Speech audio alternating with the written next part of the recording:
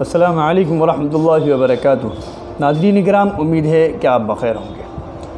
नाज़रीन किराम, आज हम आपसे कुछ बात करेंगे इफ़रात और तफरीत के ताल्लुक़ से, और वो भी इस वक्त बिलाद अरब यानी जो अरब का ख़ित्ता है,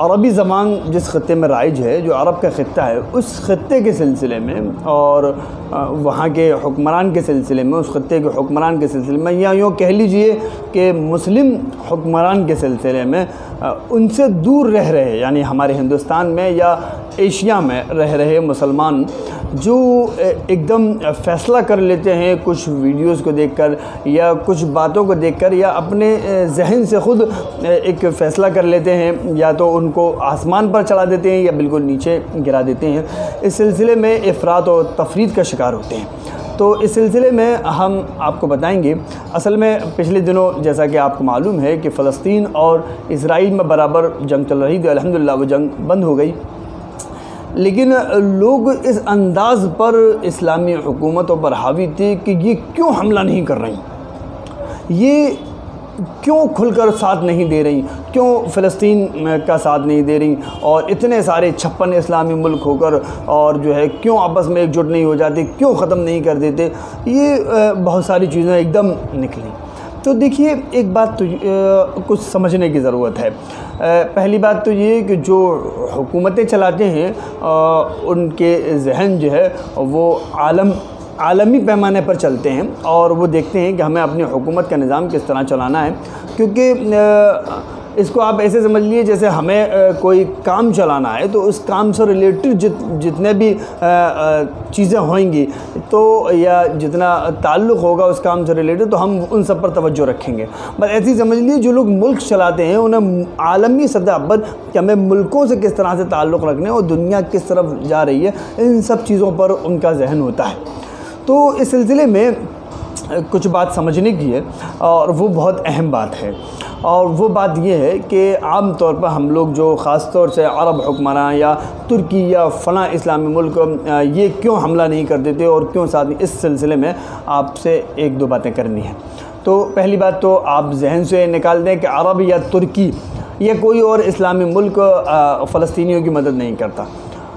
आप ये जान लें और समझ लें कि सबसे ज़्यादा फ़लस्तीनियों की माशी एतबार से, उनके खाने पीने के एतबार से, उनके रोज़गार के एतबार से और उनकी मरहम पट्टी के एतबार से, ये जो सबसे ज़्यादा मदद करता है वो सऊदी और तुर्की है।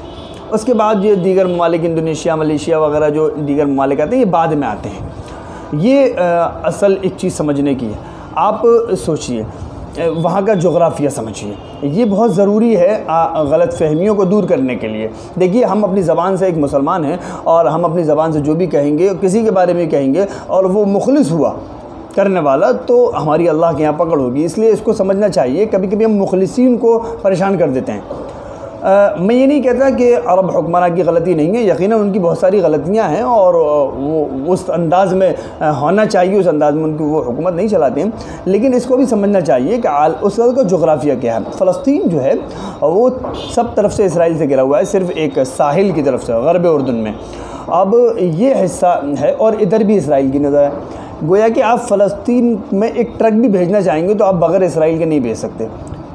आप कोई मदद का सामान पहुंचाना चाहेंगे तो बग़ैर इसराइल के नहीं पहुंचा सकते। आप कोई जहाज़ भी वहां भेजना चाहेंगे तो बग़ैर इसराइल में हुए आप फ़लस्तीन कुछ नहीं कर सकते। फ़लस्तीन में आप कोई मदद नहीं भेज सकते। अब अगर ये बताइए, जो लोग ये चाहते हैं कि हमला किया जाए इसराइल पर, यानी सऊदी हमला कर दे या जो है तुर्की हमला कर दे, तो पहली बात तो ये कि तुर्की को लोग समझते हैं कि मतलब एकदम इस्लामी मुल्क। भाई, उससे पहले तो वो यहूदियों के हाथ में था, अभी आया है 10-12 साल पहले। तो ये भी एक समझने की चीज़ है। अरब हुक्मरान जो हैं वहाँ तो खिलाफत ख़त्म हो चुकी है, वो तो बस चल रही है हुकूमत, उनकी अपनी फ़ौज भी इतनी मजबूत नहीं है। लेकिन मैं कहता हूँ, चलो, एक तो इसराइल एक एटमी ताकत है, अगर ये यहाँ पर हमला करते हैं तो ये 1 सेकंड लगाएंगे फ़लस्तीन को ख़त्म करने में। 1 सेकंड नहीं लगेगा फ़लस्तीन को ख़त्म करने में। एक एटमी ताकत है इसराइल। तो लेकिन वो बात अलग है कि अल्लाह ना चाहे तो कुछ ख़त्म नहीं होता। जैसे आपने देखा होगा, एक बड़ा बम आया तो भी नहीं फटा, अल्लाह ने नहीं चाहा इसलिए नहीं फटा। लेकिन इस बात को समझने की भी तो ज़रूरत है कि अगर यहाँ इस्लामी ममालिक इसका साथ देकर इसराइल पर हमला करते तो फ़लस्तीन तो उनके पास जवाब होता कि भाई तुमने हमला किया, हमने हमला कर दिया। अब इनको बचाना भी ज़रूरी था, इसलिए इन मुल्कों ने तरीक़ा इख्तियार किया कि इन पर दबाव बनाया जाए, आलमी दबाव बनाया जाए। इसलिए OIS का इजलास किया और इस्लामी मुल्कों का इजलास किया, संयुक्त राष्ट्र संघ में आवाज़ उठाई, बाकायदा तुर्की और सऊदी के गवर्नर जो वज़ीर दिफा हैं वो लोग वहाँ गए और वहाँ जाके आवाज़ उठाई, बात की, प्रेशर डाला। तो ये चीज़ें जिस तरह से काम किया जा सकता था उस तरह से काम किया। तो ये यहाँ पर इसराइल के फ़लस्तीन में आप यूँ समझ लीजिए कि इनका अपना सिक्का भी नहीं है, इनकी अपनी इतनी कमज़ोरी है कि फ़लस्तीन की अपनी कोई करेंसी नहीं है। ये या तो यहाँ इसराइली सिक्का चलता है या फिर उर्दू वाला सिक्का चलता है। बहुत कम लोगों को ये बात मालूम है कि हरम बैतुल मुक़द्दस का ख़र्चा भी फ़लस्तीनी सरकार नहीं उठाती है। आप कहेंगे कौन उठाता है? जॉर्डन उठाता है, उर्दून सरकार उठाती है। उर्दून के जो खलीफा हैं ये असल सऊदी नस्ल है, असल सऊदी हैं। ये जब वहाँ खिलाफत ख़त्म हुई तो इधर आ गए और फिर पहले ये हरम बैतुल्लाह के खादिम थे, वहाँ से आने के बाद हरम बैतुल मुक़द्दस के खादिम हुए। तो ये जो उर्दून के बादशाह हैं ये अपने ख़र्चे से ये तनख्वाह देते हैं, वहाँ का जो भी स्टाफ है 40 आदमियों का, 60 आदमियों का, बैतुल मुक़द्दस का, उन सब इमाम साहब का, उन सब की तनख्वाह वग़ैरह का नज़म ये करते हैं उर्दू वाले। फ़लस्तीनी नहीं करते। फ़लस्तीन में 70% जो उनका माशी निज़ाम है ये बाहर से डिपेंड है। तो अब अगर ये मुल्क कुछ मजबूरी की बिना पर या अपनी कमज़ोरी की बिना पर इसराइल पर हमला नहीं करते तो हमें इनसे बदगुमानी नहीं करना चाहिए। किसी दर्जे में कहीं ना कहीं यही काम में आते हैं। तो इसलिए हमें अपनी लबकुशाई नहीं करनी चाहिए, बस अल्लाह से दुआ करनी चाहिए जो हमारा काम है। फ़लस्तीनियों के हक़ में भी दुआ करनी चाहिए और इन इस्लामी ममालिक को अल्लाह ताला भरपूर ताकत दे और सही नहज दे, शरीयत के मुताबिक ये हुकूमतें चलाएँ। अल्लाह से दुआ करनी चाहिए, अल्लाह चाहेंगे तो ये सब काम हो सकता है। तो इसलिए कुछ इफ़रात और तफरीत ये हम लोग जो हो जाते हैं ना एकदम कमी ज़्यादती, तो ये गलत है। न बिल्कुल उनके फेवर में होना चाहिए, न बिल्कुल उनके मुखालिफ होना चाहिए।